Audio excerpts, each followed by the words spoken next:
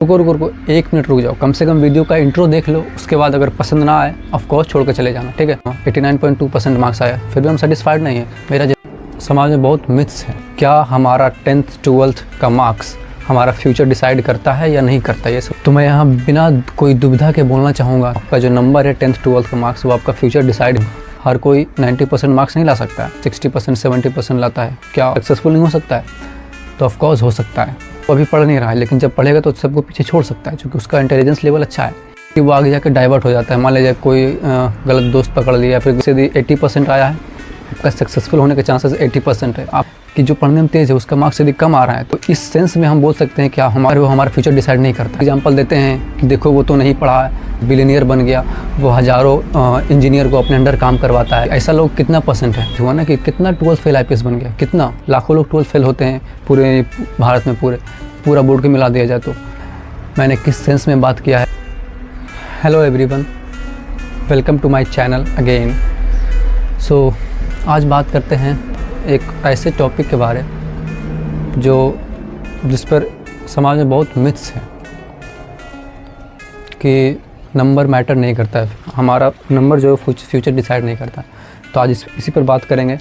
क्या हमारा 10th 12th का मार्क्स हमारा फ्यूचर डिसाइड करता है या नहीं करता, ये सब सिर्फ ऐसे ही बातें हैं।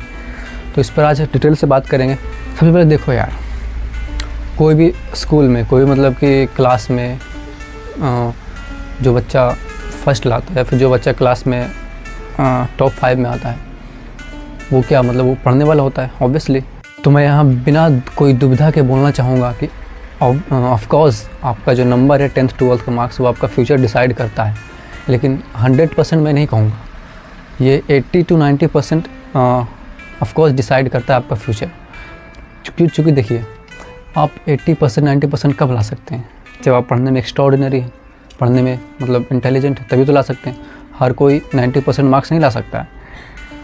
तो ऑब्वियसली ये सही भी है कि जो ज़्यादा मार्क्स लाता है उसका सक्सेसफुल होने के चांसेस ज़्यादा है, लेकिन 100% नहीं। मतलब कि क्या जो थोड़ा कम मार्क्स लाता है, जो 60% 70% लाता है, क्या वो फ्यूचर में सक्सेसफुल नहीं हो सकता है? तो ऑफकोर्स हो सकता है।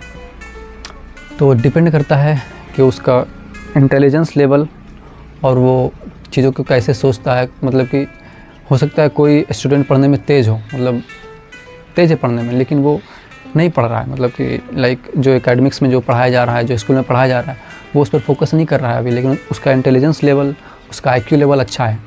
तो ऑफकोर्स उसके लिए वो मार्क्स जो है 10th 12th का, वो क्लास का मार्क्स, वो डिपेंड नहीं करेगा, वो सक्सेसफुल लाइफ में होगा, क्योंकि वो अभी पढ़ नहीं रहा है। लेकिन जब पढ़ेगा तो सबको पीछे छोड़ सकता है, क्योंकि उसका इंटेलिजेंस लेवल अच्छा है।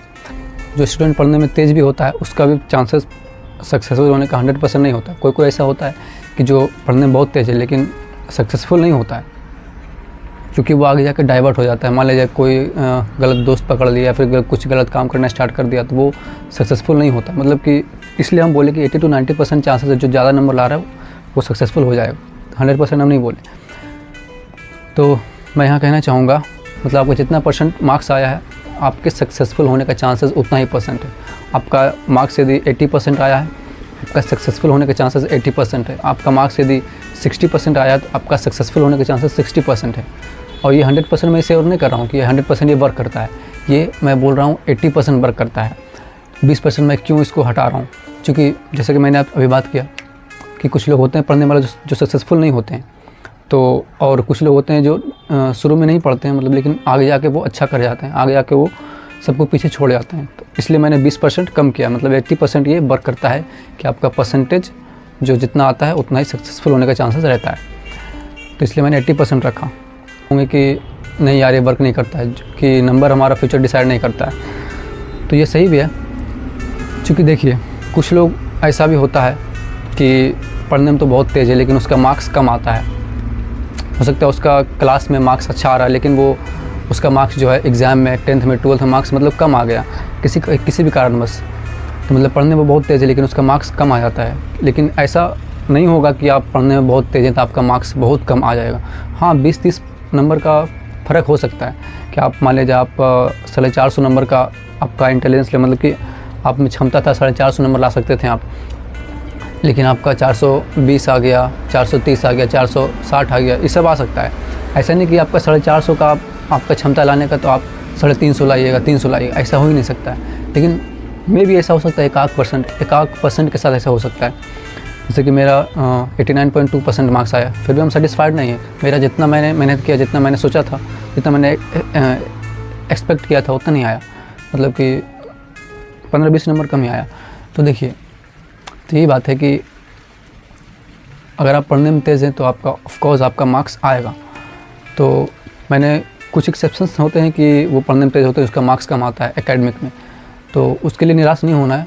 वो सक्सेसफुल ज़रूर होंगे अगर वो आप पढ़ने में तेज़ हैं, आपका उसके लिए वो, हाँ मैं यही यहाँ पर ये कहना चाहूँगा कि जो पढ़ने में तेज़ है उसका मार्क्स यदि कम आ रहा है तो उसके लिए मैटर नहीं करता है मार्क्स, वो लाइफ में सक्सेसफुल होंगे। क्योंकि वो पढ़ने में तेज़ है लेकिन उसका मार्क्स कम आ रहा है, तो इस सेंस में हम बोल सकते हैं कि हमारा नंबर मैटर नहीं करता है, हमारा जो नंबर है वो हमारा फ्यूचर डिसाइड नहीं करता है। इस सेंस में हम बोल सकते हैं कि हमारा नंबर फ्यूचर डिसाइड नहीं करता है। और बाकी सेंस में तो ऑफकोर्स हमारा मार्क्स डिसाइड करता है हमारा फ्यूचर। कुछ लोग ऐसा एग्जांपल देते हैं कि देखो वो तो नहीं पढ़ा, वो नहीं पढ़ा, इतना बड़ा बिजनेसमैन बन गया, बिलियनियर बन गया, वो हज़ारों इंजीनियर को अपने अंडर काम करवाता है। तो उससे पूछो कि ऐसा लोग कितना परसेंट है, कितना परसेंट लोग ये कर पाए हैं। मतलब 1% नहीं, 0%, लगभग 0%। जैसे कि मैंने पिछले वीडियो में बनाया था 12th फेल पर, कि आपको वो एग्जांपल देंगे, आपने यदि कम नंबर लाए तो आपको मोटिवेट करने के लिए एग्जांपल देंगे कि देखो तो 12th फेल था फिर भी वो IPS बन गया। तो यही बात हुआ ना कि कितना 12th फेल IPS बन गया, कितना परसेंटेज गिनाओ, कितना 12th फेल, लाखों लोग 12th फेल होते हैं पूरे भारत में, पूरा बोर्ड के मिला दिया जाए तो लेकिन क्या उन लाखों लोग में से 1% भी बनता है IPS हर साल? मनोज कुमार शर्मा के बाद अब तक कितना IPS बना है 12th फेल? मे भी एक आध दो होगा, हम सबको पता नहीं पता, राइट। अगर आप पढ़ने में तेज़ है तो आपका सक्सेसफुल होने का चांसेस ऑब्वियसली बढ़ जाता है, ठीक है। तो ठीक है, कर लिया कि आपका नंबर फ्यूचर डिसाइड करता है कि नहीं करता है। आपको समझ में आ गया होगा पूरा मैंने किस सेंस में बात किया है, किस पॉइंट ऑफ व्यू से मैंने बात किया है, आप समझ गए होंगे अगर आप वीडियो अंत तक देखे होंगे तो बस यहीं तक रखते हैं वीडियो। Okay, bye.